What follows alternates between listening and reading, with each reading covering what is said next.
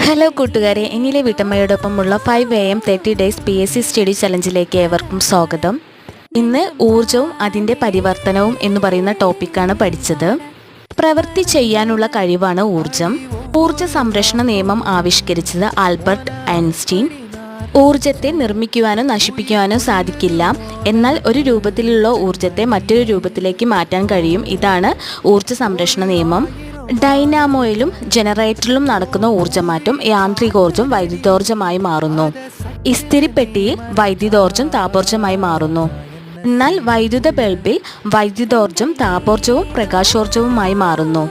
മൈക്രോഫോണിൽ ശബ്ദോർജ്ജം വൈദ്യുതോർജ്ജമായി മാറുന്നു. Loud speaker, electric bulb എന്നിവയിൽ വൈദ്യുതോർജ്ജം ശബ്ദോർജ്ജമായി മാറുന്നു.